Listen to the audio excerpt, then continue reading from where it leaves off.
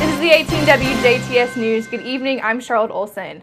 One person is dead after a crash involving an ATV and another vehicle in Spencer County. Authorities say that 58-year-old Larry Winkler died from injuries that he sustained when a car hit his ATV.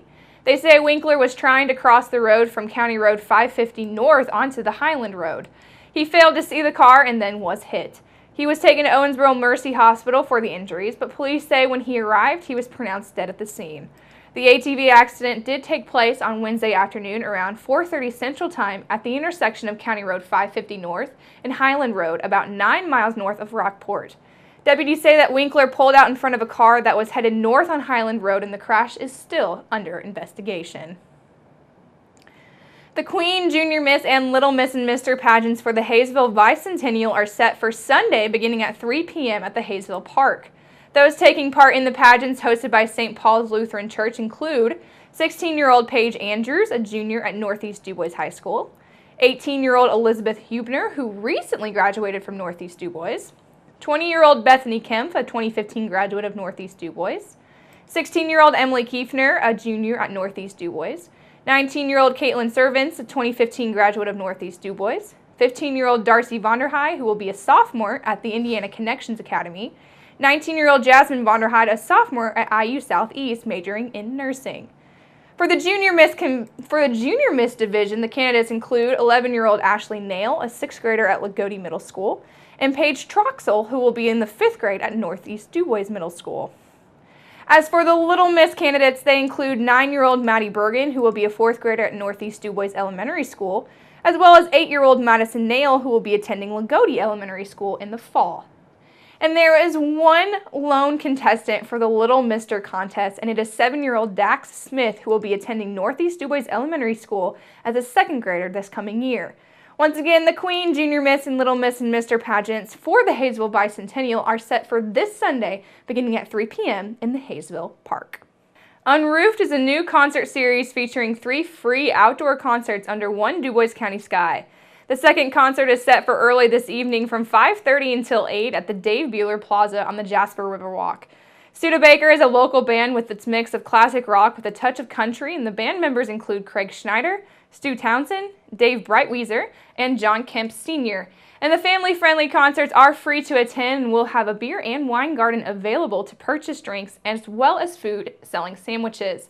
All profits will be donated to Redevelop Old Jasper Action Coalition, and the group led the effort to provide Jasper with the downtown improvements along the Patoka River, including the Dave Buehler Plaza, the Jasper Riverwalk, the Jasper City Mill, and the Spirit of Jasper Train and Train Depot.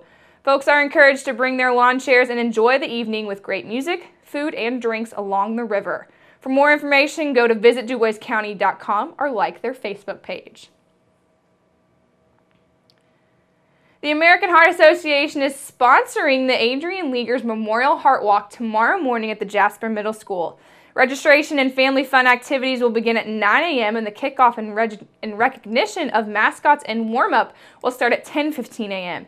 Beginning at 10:25, the 1-mile Survivor Walk and 3-mile walk will take place. Closing ceremonies will begin at 11:30, and for more information, you can go to evansville-tri-state-area-walk.org. Ideas are being tossed around to celebrate Indiana University's bicentennial coming up in 2020. The university has created a steering committee composed of school faculty, staff, and students to consider proposals to celebrate the milestone. Bicentennial Celebration Director Kelly Kish and Stephen Watt, co-chairman of the steering committee, presented some of the proposals to the IU Board of Trustees last week. Some ideas that have been floating around include a university museum, a traveling exhibit about the institution, and an oral history project. An oral history project actually started a few years ago, primarily with alumni who were on campus for events. Kish said that trained staff could travel the state to record more stories as part of the celebration, and at some point those interviews would be transcribed and archived. Other ideas include projects on the history of the various communities at the school, and Kish said that if a museum were to be constructed, it would be likely to be on the Bloomington campus. About 12 students are already working on projects for the anniversary as bicentennial interns, and one student at Indiana University, Purdue University, Indianapolis, is working on a plan for a time capsule. Indiana is one of the states affected by a U.S. Supreme Court ruling on drunk driving laws. The court ruled that states could not compel drivers suspected of DUI to provide blood tests for alcohol content without a warrant. The ruling was a response to challenges to what are known as implied consent laws in Minnesota and North Dakota, where drivers had said the mandatory test violated the Fourth Amendment rules for searches and seizures.